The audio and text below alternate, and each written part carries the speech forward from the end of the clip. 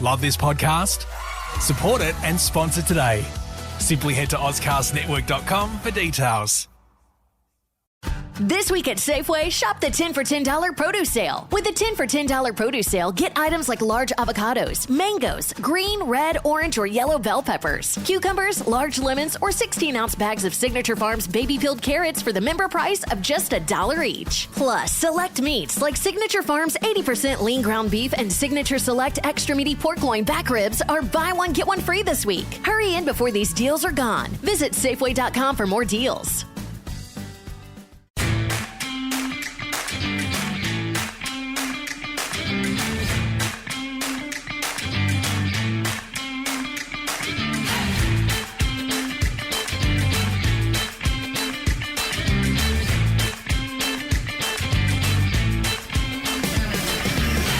Welcome back to the Nest for another week. Delighted to have your company. Another week of pride, Drew Jones. I think that is the overwhelming emotion after another incredibly, insanely undermanned West Coast Eagles team against the odds battled their hearts out. And as we said last week, after last season, that has been enormously refreshing. Darby, hello. It was, what an amazing situation. Crazy. To be there on Sunday. And I was excited to watch, the young players and the novelty of having the top-ups and just the craziness of the situation. The first time in AFL history that we'll ever see something like that. And you just felt going into the game that it was a bit of a free hit. Like we couldn't really lose. Like if we lost the game, then that was expected. And if we put up a really good fight, then that would be great to watch. And if we won the game, then it would be a miracle that they'd probably make a documentary about. To watch Jackson Nelson limp away from the warm-up, I just could not believe that had happened. And then I was like, who's going to come in? Yeah. I think we'd flown over, I think it's a young fella, Brad Pearson or Bo Pearson, and Luke Meadows had flown over, and Angus Schumacher, and then it was Declan Mountford who got the nod in the end. Had to form an author. Yeah, it made sense. He also debuted for North against West Coast, and it couldn't have been Luke Edwards because he wasn't ready to play a full game. Yeah. He was only for him to have had to have played 4 quarters with a bit of a bum groin would have been bad. So, amazing situation. I know Dermy mentioned on the call that he was in the lift with Declan, and he's like, aren't you playing? He's like, yeah, mate, I'm going to get sorted. What a great effort it was. Oh. There's so much to talk about from this game, and there's some negatives, and we'll get to all of that. But bloody hell, they cracked in. They gave it their absolute all. And North were on a bit of a hiding to nothing. I accept that. But it was just, I just felt warm inside watching West Coast play that way, as much as it was so difficult for them to connect properly. And, not all the skills were up to scratch, but just the effort was just out of this world. I've heard some people say that about North. They're on a hiding to nothing. I'm sorry. I don't really buy that. They should have beaten us by 10 goals. I know we battled really hard. So I'm so proud of the team. Credit them. Maybe I overestimated North a little bit going into the game, but I thought they would win by 10 goals. I thought they would overrun us completely in the second half. When you look at this team, Jack Williams and Callum Jamieson are nowhere near the West Coast Eagles side at the moment. I mean, Jack Williams was thrown into a standard so far beyond where he's at right now. Callum Jamieson's a ruckman who's nowhere near the team, who was asked to play fullback on one of the best young key forwards in the comp in Nick Larkey. I mean, you could tell it was always going to be a difficult encounter for him. And then you've got Ainsworth, Dewar, Gyro, Mountford, Black, who aren't even on the list, who were ring-ins, who hadn't even trained with the team. Throw in Jack Darling, who hasn't played a game since. Throw in Luke Edwards, who should have been nowhere near the side, right? Bailey Williams, who's not ready to be first ruck. Xavier O'Neill, who's nowhere near the team really at the moment when everyone's up and going. Didn't look like he was going to be a part of it pre-season. And we went there and we matched it with them all game long. Patrick Naish is one of our best players. We'll get to the Nest votes in a moment. We're loving what he's doing. Let's not forget he got brought in a week before the season to be a top-up player, right? I mean, it is absolutely extraordinary. And they have a good, deep midfield north and some good forwards. I know they lost a couple of players in the game, but they should have beaten us by 10 goals. So I'm so proud of the Eagles and the way in which they battled, considering all of that. But this whole Northerner hiding to nothing and tough for them, no, come on.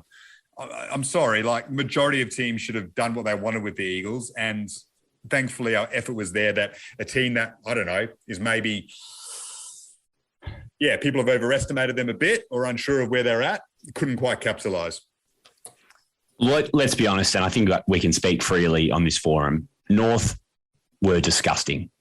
Yeah, well, they should have. Like they were terrible, and like I think David Noble almost got angry at a reporter for sort of playing down North's performance post game. Like, they were horrible, and part of that is because of the endeavour that West Coast put in and the way that they played.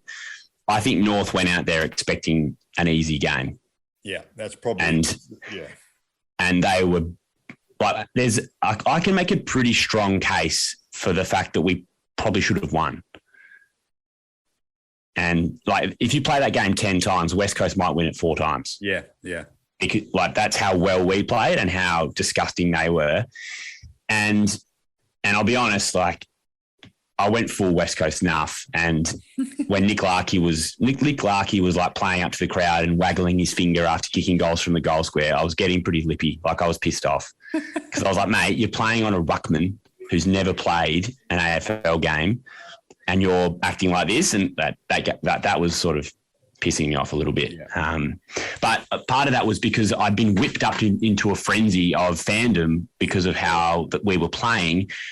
There was also about a 15-minute period where the umpires had an absolute mare. We copped 2 ridiculous... the Witherden 50 I thought was really harsh. That ball went about 8 metres. Yeah, and he couldn't see the ball, right? So you've given the 50 for a late, but use some common sense. He couldn't see where it was. It was a low chiseler. He was chasing his opponent. He's running full pelt. He went into his back, but it's not like he could judge where the ball was. He couldn't see it. He was just trying to keep up and get a hand in, hopefully. They gave 50? No game sense at all. No. There are a few times where North Melbourne players would pick up the ball, take on about 3 tacklers, get mown down, and then just play on. And then West Coast would, a couple of times, they were so hot on holding the ball for West Coast players. I couldn't believe it. Shuey backed into a pack and had his head knocked off, and they didn't give a free kick. Yeah. Like, there was just some madness in the forward 50 for us where we should have had a few went against us that were really hot. There was some West Coast fans around me who were getting really agitated, and you could understand why. The umpiring was really shit, and it cost us a few goals. Yeah. Unfortunately, Alex Witherden had a really bad day, and he personally cost us 2 or 3. But the point I'm getting to here is if we cleaned up a couple of little things, maybe a few umpiring decisions went our way, potentially we were in with a shout. And when Aaron Black kicked that goal in the last quarter, we were within striking distance, and Jack Darling probably should have kicked that goal, and we would have been absolutely in it. Whether North would have sort of woken up a little bit and let us win, who knows? But either way, I think we can safely say it was a superb effort. I just wanted to go through the top-ups because I think they deserve a mention. So I think, was it 5 we ended up playing? Braden Ainsworth subbed at half-time, and great to see him, get one more chance to play for West Coast. But I thought a few times in the first half, he probably showed us why he's not on the list anymore. So he's an interesting one, right? So I wanted to touch on this before we get into the others, and I'm happy you're doing this. I wonder if Braden Ainsworth's mindset was the same as the other top-ups. Like, if you're a Gyro or a Mountford or a Black or a Dewar, you're delighted West Coast are giving you another crack. If you're Braden Ainsworth, you're happy to get another game, but are you a little bit uneasy that, hang on, you didn't give me much of a crack, you delisted me last year, and now you need me? I just looked at him and I thought, part of him, it might not be the exact same mentality as some of the others. Yeah, I agree with that. Like, you'd be a little bit bitter, right? The majority of delisted players are a bit bitter for obvious reasons. Yeah, I reckon the way that Simo would have spoken to him and maybe the way that the football department would have contacted him and stuff, it would have been a bit like, almost sheepish. Yeah, exactly. To be like, oh, mate, could you help us out, you know? Yeah. But, you know, good on him for turning up and being a pro and doing all the right things. And it was nice to yell out, you know, well done, Bubba. Yeah, exactly. One last time. So I'll throw to you and you tell me what you thought, and then I'll add my thoughts as well. So let's start with 3 big questions for you after this as well. Okay, cool. Let's start with Aaron Black, because I think it's the best story. Yeah. 29, Sandover medalist, premiership player, averaged 31 possessions a game last season in the Waffles. So he's been doing it for a long time, and he's been a great player at that level for over a decade. To see him play and kick a goal was great. What did you think of Aaron? Well, he's the one that if you had to pick one now to stay on the list for the rest of the season, he's the one. And listening to his story after the game where he said he can't even remember how many drafts he nominated for. And then one year he just forgot to nominate, and he thought, well, there's a sign. It's over now. Forget about it. AFL dream's done. That was really emotional to listen to, like heart-wrenching, and then so heartwarming to see him get a chance in the most unique situation imaginable, and he makes the most of it. Like, he looks completely at the level. Age is against him a bit. If he was 5 years younger, you'd say put him on the list. But he's the one that you think could really stay the distance all season long if we needed someone. He was definitely the best of the lot and so impressive. Yeah, so 15 disposals, kicks that goal, obviously, which was a great moment. Grunt. So he was lining up on Aaron Hall at bounce downs. I noticed he was sort of playing that high half forward, playing a bit of a role. Yep. And that's not what he normally does. Like, he's a pure inside midfielder who has always had the gut running ability to get to the outside as well. Yeah. And I spoke to him today on Zoom and for Fox Sports News, and he spoke about how when Simo put him on ball in the last quarter, he just said, it just felt like I just felt so at home. It felt like me. Great. And that was, that's awesome. And it's so great that he had that opportunity. He said Luke Shuey he stuck to. So every time he's been at the club, he's sort of gone to Luke and asked about prep and about playing, that's taking your step up to the next level and all that sort of stuff. So you're right. The fact that he's been to the well so many times, and I'm sure he would have had calls from footy clubs and done interviews and all that over the journey, because when you perform that well at a high level over a long period of time, of course clubs are going to take notice. Ultimately, 180 centimetres, he's not the biggest bloke, like you can see, like he's not hitting the gym that much. Maybe that's been held against him. But who knows? Maybe there's going to be a spot available at the mid-season draft if they decide that they want to flesh out his opportunity at the next level. Then you're right, he's probably the one. So good on Aaron Black, well played. What did you think of Stefan Giro? Oh yeah, hardworking. Looked like he had a bit of grunt about him, but lacked a bit of polish. That's probably the one thing missing about his game. So I watched him and I thought, yeah, he's one you could see was top up standard, worked really hard. You could play him half forward in a tagging role, but you'd be worried a bit about the final product. Is that fair? He just ran. Yeah. Like he just ran and ran. Like he presented, and that's the hardest role in footy, right? The high half forward role. He got He got a Nest medal vote. He's the only top up player, apart from someone who only gave votes to top up players. He's the only one who got a Nest medal vote. Yeah, I thought his effort was A-class, and then he played his role for the team really well. But, yeah, there was a few moments where you could tell he was just that little standard below. Yeah.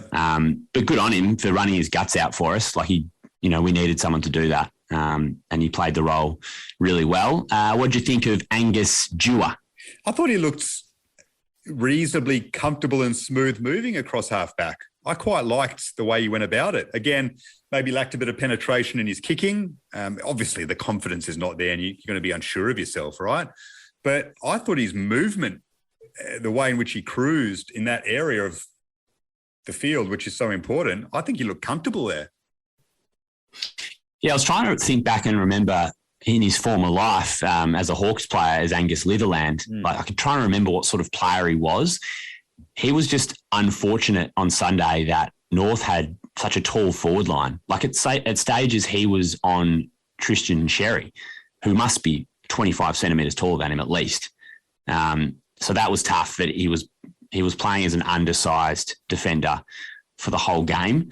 But he looked fine. I thought he played his role well, and tough day at the office for him with a lot of ball coming inside 50. But yeah, he did his best. They said on the coverage that Sam Mitchell rates him highly, and has always thought that he's an AFL player. So, it just goes to show when there's so many reasons why players get cut, and it's not always, one that's a consensus across the board. Like you fall foul to one person's opinion or to circumstances a lot. He looks like a player that's just probably done that, unfortunately, because if he was on Hawthorn's list when Sam Mitchell was there, it sounds like he'd have been kept on. You know what I mean? So it's just the way it goes. It's unfortunate. It's tough. Declan Mountford?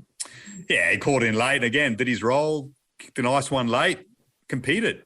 Not much more than that, really. Yeah, so he tagged Simpkin. Yeah. Which I didn't realise on the day. And I think it may have only been after half time, but it makes sense now because Simpkin started like a house on fire and then we barely saw him. So he actually played his role really well. I mean, a hard tag is sort of out of vogue these days, but I think it was actually a good option on the day for us. Yeah. Like a bit of an old school shutdown role just to make sure that Simpkin didn't tear us a new one because he had 35 and kicked 2 goals the week before. So he's a very good player.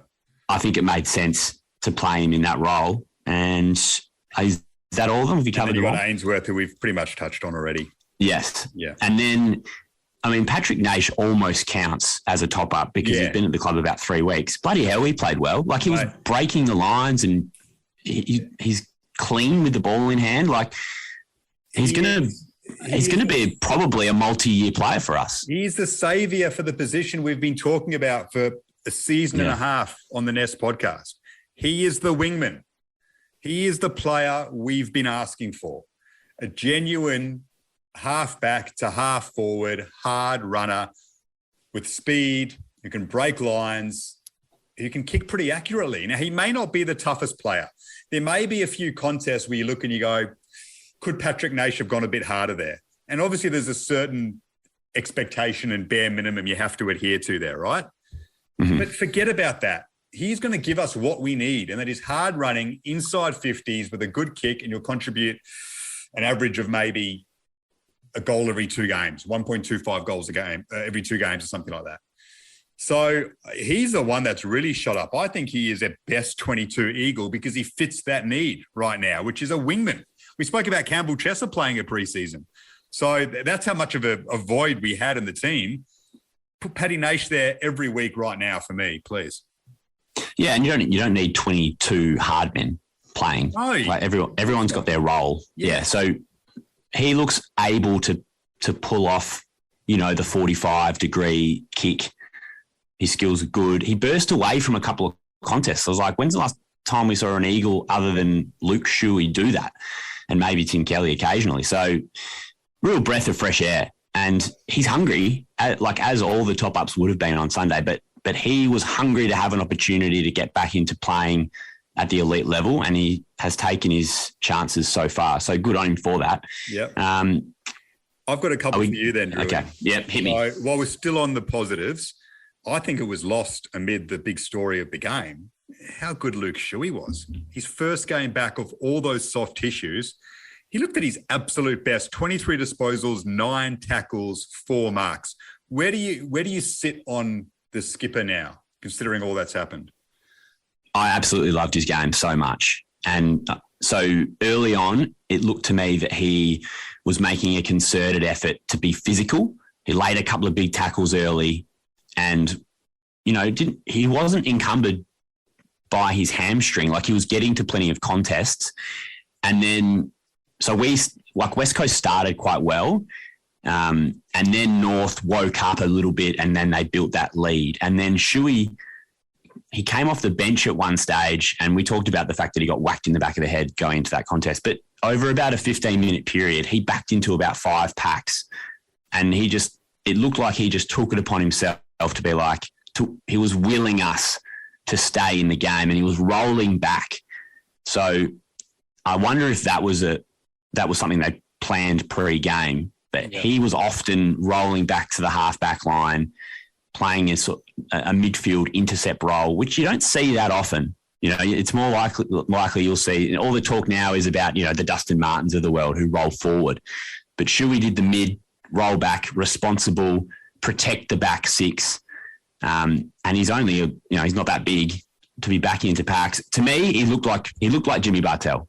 I don't know if you remember that game where St Kilda and Geelong were unbeaten, and Bartell was just backing into packs and was just being he was being Brownlow Bartell. That's what Shuey looked like to me, and I absolutely loved it. Yeah, I mean, you just hope that he can stay fit, because you put you put him in the team playing like that, along with Kelly, who was very good as well, and then you add Yo, Redden, Gaff, and Natanui. I mean, then it's the midfield that we've been hoping would come together and be up there with the best in the competition. So there's just so much room for promise, which I'll get onto in a moment. But a couple of the down, there weren't too many negatives from the game, but there's a couple to touch on. So I'll put this. Was that the only question you had for me? No, I've got a couple more. So I'm putting these ones to you as well. Sure. Does Jack Darling deserve big criticism for his performance or not? Yes. But there are extreme mitigating circumstances. Yeah. But he was really bad. Yeah. But West Coast had no choice. Like, he had to play. Of course. But he was going to play anyway. That's the thing with Jack, right? I'm surprised. I'm surprised that Simo said that he was going to play anyway, because he looked so far off it. Yeah. Like it was embarrassing almost. I think a few people around me in the crowd were being really critical of Jack. And my view on this was, yes, he's struggling, but he was continuing to front up. Like, he just wasn't capable of competing in the air, and he was gassed by about halfway through the second quarter. Yeah. But people were saying, oh, he doesn't want to be out there. He doesn't, his body language is bad. He doesn't care. And I was like, I think you're misinterpreting his body language. I think he was disgusted with himself. That was the view that I had, that he was like in his own head being like, geez, I can't compete. Yeah. And he was frustrated by that. I don't think that he was turning up his toes, but I mean, I wouldn't play him this week. He had no support, if I was West Coast. Yeah, that's a massive issue that we just needed. We probably would have won the game if we had one more big, tall, reliable target. Yeah. Probably. Yeah, if we had another ruck option, so Chuck Bailey-Williams down there, or Hugh Dixon even, obviously JK would be the preference, but or Hugh Dixon even, just to be another big body down there, would have helped him a lot. But yeah, I think with Jack, as we've seen over the years, he's such a confidence player. And if something goes wrong and he gets in a funk and something gets in his head, he can lose his concentration a bit. Happened in the first half of 2018 grand final, doesn't start well. He has to go into the game at halftime and gather his thoughts, and then he comes out and plays a ripper. But you just wonder if all this stuff is in his head still, and he's still not 100% switched on what he needs to do, which is understandable considering what he's gone through the past couple of months. So that's what my takeaway from it was. The other player I wanted to ask about again, and I want to ask you because I've spoken about it a lot, but Jack Petrocelli is one of our more senior recognisable players in that team. He has 10 disposals. Like, it just frustrates me. You had the ripper preseason. We can see when you do get the ball how much talent you got. You've got to get involved in the game more, right? Yeah, I thought that you might bring up Petrocelli. And yes, I was disappointed of the lack of influence that he had on the game. If anything, do you think that just shows that whether we've got our best team in or our worst team in, Petrocelli will get 12 possessions and kick one goal, and that is just him? That was my knock on him. But that's just him, I think. Yeah. So I think his ceiling is a lot lower than people think, because I just don't think he's a ball winner. Same as Mitch McGovern at Carlton, right? Like, he's gone to centre half back now and he's playing a lot better and he deserves to be in the team. But he's still not getting a lot of ball. Some players just don't have that in them to be big accumulators. And that doesn't mean that Jack's not in the best 22 and can't be valuable for us. But the notion that he's going to be a different class of player, I just don't see it, because he just doesn't get it enough. I think in in another world, if the balance of the top-up players that were available to West Coast was different, then maybe Petruccelli might have played a bit more time, on the ball or on the wing or whatever. But all of the top-up players were basically midfielders. Yeah. So it was going to be hard for West Coast to bring in all these mids and then not play them in the mids. Like even Aaron Black had to play a high half forward or whatever, and Giro played half forward flank. But I think West Coast needed Petruccelli to play in his normal role, and that normal role entails a low possession count. So that's the only – I'll defend him on that he didn't play the role conducive to winning a lot of ball. But yes, like it would be great to be sitting here saying, geez, how good was it that Petruccelli stood up, he kicked 3 goals, he injected himself in the game, run down tackle, big, 4 bounces down the wing. Like, yes, that would have been awesome. Yeah, didn't have a tackle. So that's disappointing. Yeah, Xavier O'Neill had 6 tackles. So that aspect of his game was good. Again, same as last week. Started well. And you think, geez, there's a player here, right? You just look at him and you go, there is a footballer here. And then he finishes up with 10 disposals as well. And you think, someone messaged me. Can't get someone messaged me. Someone messaged me privately last week and said, don't forget he didn't have a preseason. Okay. So that in response to us discussing X. So yes, I would have liked to have seen more from him over the last 2 weeks. That was the counterpoint that was pointed out to me, was that he didn't have a preseason, so he's not really ready. So that might explain the good starts and the fade outs. But yes, this was a great opportunity for Xavier O'Neill. Yeah, and he's been exposed a bit. I didn't know that he didn't have a preseason. I'm not sure if that was reported as much, or maybe I just missed it. But yeah, you can see there's a footballer there. I do like him. I think he's got some talent, but he needs to get more of it playing in the midfield. Maybe 2 weeks now, footy. He's ready to go this week if he gets an opportunity again. Final question, Drew, before we go into the Nest Medal votes and look ahead to next week. And this is the big question that I think all Eagles fans should be asking right now. Will this period, these 2 weeks, the preseason, the way in which we've gone about it, amid all of that, will it be the making of this football club in the short term? My feeling on this is yes. So I think there's a part of me that thinks this is the best thing that could have happened to West Coast. I agree. A humbling couple of weeks where the club is forced to go back to absolute basics and ask for effort and ask for some grit. And like, guys, I know your back's up against the wall. I know it's tough. We haven't trained. We've been thrown out. There's blokes at the club you haven't met before. Just go out there and do your absolute darndest for this football club and give the fans something to cheer about, because, yes, we might not win, but we want to show that we've got some ticker and we've got some guts. Like, I think that over the last few years, post 2018, because I think that most people, the general fan was okay with West Coast winning the flag. Dom Sheed moment, great to see Lacroix go out with the flag, blah, blah, blah. There was lots of nice stories. I think since then, the club hasn't done much to endear itself to the average AFL fan. And I've felt that the level of dislike for West Coast over the last few years has grown. Yeah. And that people are happy to see us struggle. Yeah. But I think over the last 2 weeks, the club has won some respect back. And there's some genuine admiration for the way that they've handled themselves, particularly on Sunday. But even against the Gold Coast, the Eagles fought hard in difficult circumstances. Yeah, there's no. And I really hope that this attitude continues to permeate through the club and through the season, regardless of the personnel that's on the field. Yeah, I mean, there's no disputing that people have enjoyed watching us suffer the last 2 years, because we have run around like show ponies at times, and the effort hasn't been there. And I think, forget about what the outside have thought. That's been the fans' opinion, right? Like, they've taken their foot off the pedal a bit since the premiership and enjoyed it a bit too much and haven't done what you need to do in order to challenge again. They tried to address that in the off season. All the injuries made it hard, and COVID impacted absentees to win games. But it's almost as if this has been the perfect blessing in disguise, because it ties into that preseason correction. Like, there is a line in the sand that we have drawn in regards to effort now. How can you come back into this team after watching the top-up players compete like they have, after watching even the seasoned players compete like they have against the odds, and not be along the same lines and 100% committed? There is a standard there now, and Simo can lean on that.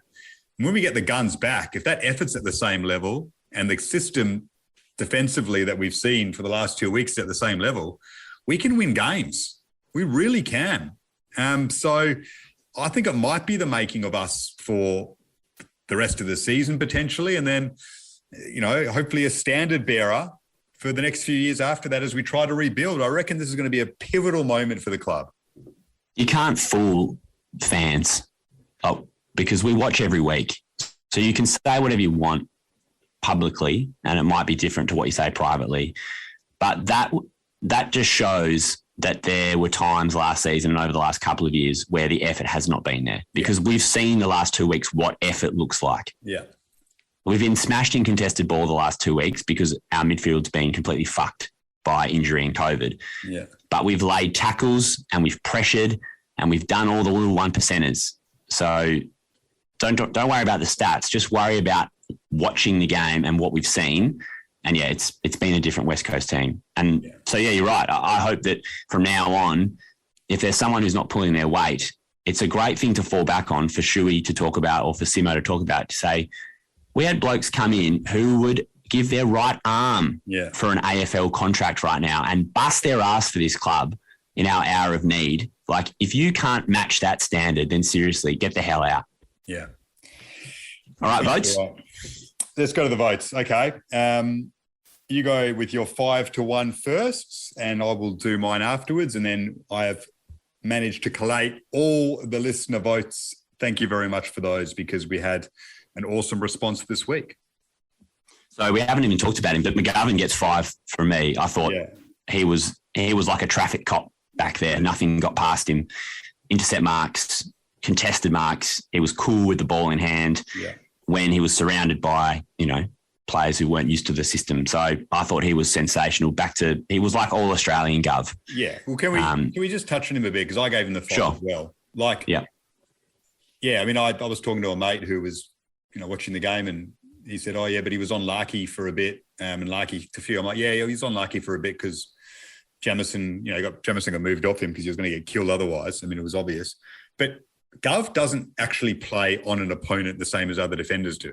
Like, he's got his man. He doesn't sit loose. He's got a man, but he zones off him to go to other contests. So the way in which he did that when we were under pressure with no real key position help down there in the absence of Barras and Harry Edwards, and still affected the play so often, he was outstanding. Like, that was, again, people put all these hot takes in footy these days, and the pundits have to think of something new to say every month, and I get all that. We all have to do it in the media sometimes, come up with fresh opinions. And so we always mention who's the best small forward, who's the best ruckman, who's the best young player, who's the best defender. And we come up with new players, and we don't want to mention the same guys because that's not interesting. It was a reminder that he is up there with any defender in the league still, right up there at the top level. I'm totally with you. Yeah, he put his flag in the ground, said, I'm still here. Yeah, and he looks fit. So bring back Barras, bring back Harry Edwards, and the other smaller defenders, and to go with the midfield we spoke about before, the Gov of old like that, wow, that's really encouraging too. Yeah, and when he's playing like that, that's when we're setting up attacks from other teams' attacks, and we can become a really dangerous team. 4 votes to Willie. Yep. So again, we haven't spoken about him yet, but he was good against the Suns, but he took that to a new level. And when we needed someone with a bit of class inside 50, he provided that. But he was also tough around the ball and in the midfield, like that tackle on Davies Uniacke. Like, I'm sad for LDU that he got concussed, but that was a perfect tackle. And he's got a bit of edge about him, when the Rao thing and now that tackle, and he kicks goals and he impacts every contest that he's at, and he's not afraid to he's a footballer. Like, he's a proper footballer. So he's a joy to watch, and it's so great to have him back, isn't it? Did you go 4 to Willie as well? I had 4 to Willie as well. Yeah, I had 5 Gov, 4 Willie. I'll go to the collated votes. It was very tight between those two for the eventual winner. But yeah, you said it all. But to have that standard of play, having missed 2 years, is quite something. And what I love about him now is I don't think the only time I've had as much confidence in this sense is when Mark Lacroix was at his peak. I can't think of a player since then who I've had as much confidence in front of goal. When he kicks from a set shot, you know it is going through. He drives it with this perfect trajectory. You know, it's like a pro golfer hitting just hit a 150-meter 7-iron, you know, and they're just going to hit it down the middle every time. Like, that's what it feels like with him. He's never going to miss. That is so comforting. It's funny you say that, because when he had that very first set shot of the game, I said to my mate who I was with, I was like, he will kick this. And then he slammed it into the man on the mark. 3 votes for... He kicked all of them afterwards, right? Yes. Yeah, he did. I gave 3 to Luke Shuey, but he honestly could have had 5. Yeah. Like, but Willie, Gov and Shuey, between them were all excellent, you know, in the time where we needed them to stand up. So 3 to Boots. I gave 2 to Paddy Nash, and 1 to Liam Duggan. And Duggo gets 1 from me partially because of just the titanic effort that he made to come off the serious knee injury. Yeah. Clearly was underdone, but the way he put himself about and got to every contest, and he showed real leadership, I thought, in the way that he played coming off limited prep. He was great. So I had the same as you. Gov 5, Willie 4, Shuey 3, and then I just swapped the last 2 around. I had Duggan 2. And then Naish 1. I did think about Tim Kelly for the 1, but Naish got the 1 for me and Duggan 2. And I think he's been undersold a little bit as well. Like, he wasn't meant to play. He was meant to play waffle this week. So they called him in because they needed to. And I just thought he tired a bit in the second half, which was always likely, but his first half was exceptional, especially his first quarter when we were a bit worried about how this game's going to go. His cleanness and his kicking and his contest work, and then the goalie kicks as well. Oh, this is the Doug of old. And he hadn't played a game pre-season. He wasn't meant to play this week. You know, he also looks in ripping shape. So, you know, we forget how good of a player he is at his best, because he was poor last season, injury-stricken and barely played. That's a big one for us too. So I gave him the 2 based on his ability to keep us in the game in the first half and then set a tone for us to stay in it. And then Naish the 1. So the final votes, it was very close between Willie and Gov for the 5. It ended up being Willie Rioli, the 5, on 103 votes. Jeremy McGovern, the 4, on 101. So a 2-vote difference, really close. I didn't even bother collating the 3-2-1 because that was so patently obvious. Luke Shuey gets the 3, Liam Duggan gets the 2, and Patrick Naish gets the 1. Those 5 were standouts. But Stephen Gyro got a vote. I thought Tim Kelly would get more. He finished with 3. Big Bad Bustling Bailey got a few. 8 votes for him, 4 for Petrevsky Seaton, and Liam Ryan got 1. He actually got coaches' votes. So maybe we sold him a little bit short overall. But the 5 were pretty straightforward. Willie with 5, just edged out Gov with 4, Shuey 3, Doug 2, and Naish 1. Yeah, I was surprised Shuey didn't get coaches' votes. That was interesting. But yeah, well, Kelly was really good in the first half, and then I thought probably due to COVID he faded. And if he had have still had a bit of juice left in the tank in the last quarter, that may have helped us get over the line. And then Ryan, I thought for Ryan and Kelly to come out of health and safety protocols and really contribute strongly, I thought was a great effort. Because it is so, you know, having had COVID, like your experience is probably very different to someone else's who's had it, you know, so it's going to be hard for the Eagles now this week with all those players coming out of protocols at different stages. Some of them have had symptoms, some of them haven't, some of them are really, really sick. Some didn't even have COVID. They were just close contacts. You know, West Coast managing all those returning guys is going to be fascinating this week. Yeah. Well, let's talk about this week. The Derby against the Dockers, who are there for the taking. Like, we're going to have a raft of changes again. I feel like I'm contradicting everything we've just said.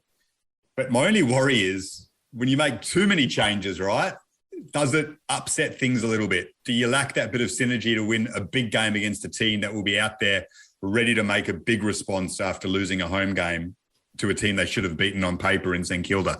That's my only concern. I think the effort, the way we're playing, we can win the game. But if we make another 12 changes, is it just going to be a bit too odd in terms of trying to get that same consistency?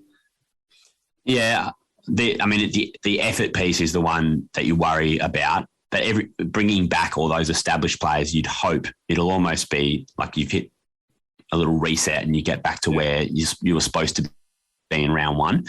I don't worry about the effort. I worry about the connection for a bigger game, right? I think there's blokes that you're hopefully bringing back into the team who, have sort of been there and done it a fair bit. So you hope they're able to just slot in fairly seamlessly. So I wrote out for AFL Tonight on Monday night all of the guys who I think are potentially available this week. So I think we'll have 15 extra players to choose from. Yeah. But some of those 15 are guys who you probably won't consider for selection. And then I went through who I could realistically see us picking, all things being equal and they're fit to play. There's probably about 10. So you could see 10 changes. Wow. But also if Nick Naitanui gets out of his health and safety protocols on Friday and is feeling shit, then he's probably not going to play. So we really don't know what it's all going to look like until everyone's out. So the level of how much of unknown there is massive. Like Aaron Black's waiting for a phone call from the club to see whether he needs to train in the main session because they may have to pick him again, but they just don't know. Yeah. So it's honestly, who knows what team is going to be rolled out on Sunday. The benefit is Freo has some issues as well. So Fife is obviously out still. Taberner won't be back, which he's so important for them. They need him badly. And it looks like, Darcy could miss. Darcy missing is big as well for Freo. So they're there for the taking. They're a good team. They will respond. They'll probably go in narrow favourites, but we can win this. How big would that be? It would be massive. For the validation, it would be like we've put 2 weeks of real grit, blood, sweat and tears in to just get through and then to steal a win off Freo, who was supposed to be the sexy rising team. Yeah. And we were supposed to be the sliders, everyone's pick, sexy pick to finish last, blah, blah, blah. To nick a derby off them would be amazing. Yeah. And it would set us up to maybe get our teeth stuck into the season. So, again, I'll go in with the same mindset as I have the first 2 rounds, which is no expectation of victory, just hoping to see effort and intensity and just enjoy watching us play. And that'll be the mindset I'll go in with. And obviously, I just hope that we get some of our good players back on the park so we can do the game justice. Yeah. Those good players, No, go, mate, go. Those good players will be like, how excited would you be to rejoin the team? Like when you watch the way in which they played against North and Gold Coast for that matter, you just be desperate to get out there, right? Like so different to last season where there was, we remember Simo saying a couple of times before the game, like, I'm not sure how we're going to go today. Like you just be desperate to get back amongst these guys and go like, it's going to be fun playing footy with you boys again. I don't think last season they enjoyed many games at all. I reckon they just can't, even if they lose, like there's no expectations, just go in there and just have fun again. And usually when you do that, the effort's usually up. A little bit worried about the connection if Freo bring their A game, but the effort will be there, right? Because they're just going to be absolutely relishing the chance to pull on that jersey again based on the way in which other guys have attacked it the last 2 weeks. Yeah, like Nick Nat watching the game. I know he tweeted about Ryan and Rioli, but like Nick Nat watching Shuey play, he'd be like, geez, I can't wait to get back in the centre square and knock a couple of balls down his throat, and him busting out of the middle. And Barras watching McGovern, he'd be like, geez, I can't wait to get back out there with Gov and we're gonna murder Fremantle, with our intercepts and our contested marks and our defending. Like Barras will lock Lob the fuck down. Like Rory Lobb is a very average footballer. Barras takes care of him, and then Govs is just coming in from the side, plucking intercept marks, and Freo won't know what to do. Yeah, I hope they're pumped up for that. I'm sure they will be. I can't wait for it. We've got to find a way to match Brayshaw and Sarong in the middle. Very good players. Walters is going to miss as well, most probably. They're lacking a bit of firepower. So I think we can keep them quiet on the scoreboard. They've got a good defence and a very good midfield. I think they'll go in narrow favourites, maybe 50-50. We can win. I don't want to make any predictions because we're just not in that mindset now. But we can win. And it's hard to know our team and who's going to be out there and who's going to be out there for them.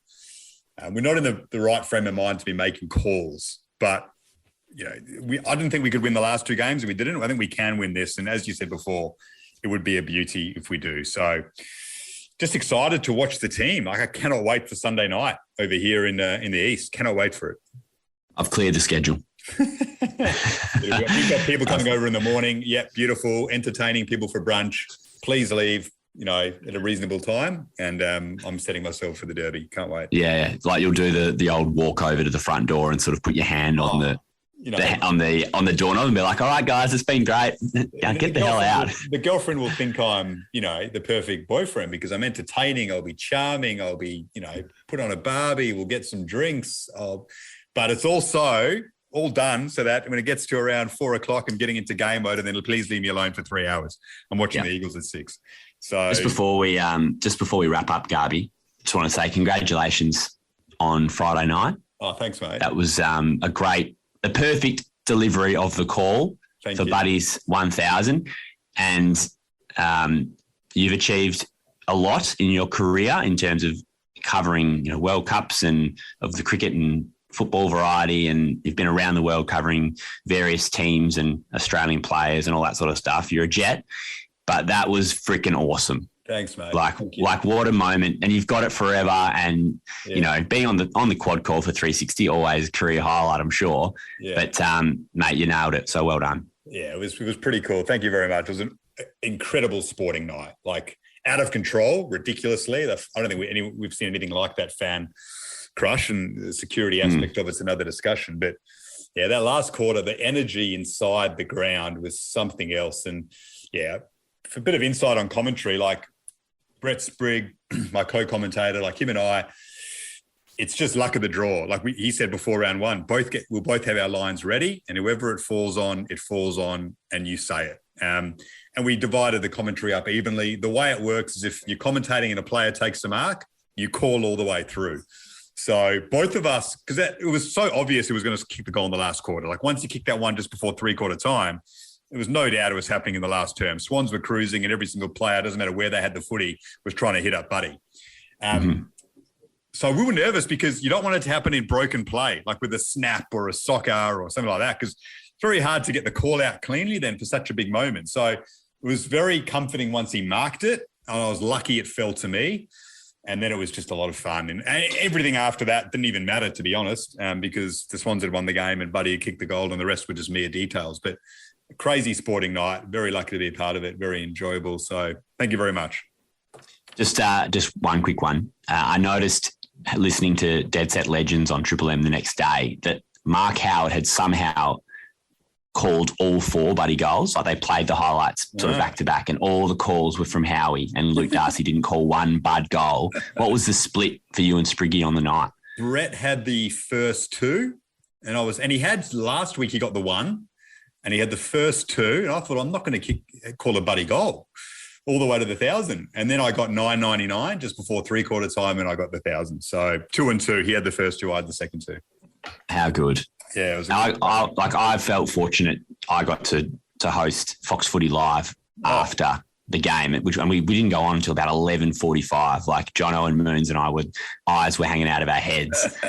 I had started work at 9 a.m. that morning, but it was so good. Like you were just so pumped up, full of energy and fandom, and just being like, how bloody good is footy? Because it's like you'll never see it again, and only the 6th man to ever do it. Anyway.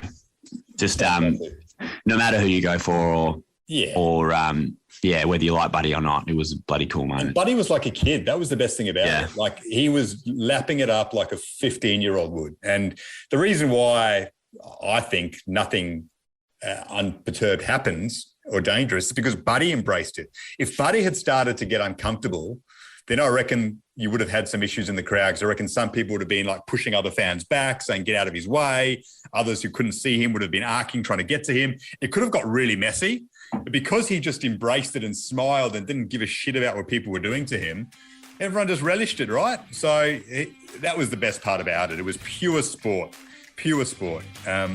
So, yeah, loved it. Loved every bit of it. And a great West Australian, Buddy Franklin, of course. Let's never forget that. Absolutely. All right, mate. Good it's stuff, been mate. good. Let's get a win. Let's get a win. Speak next week. Thanks, Nest listeners.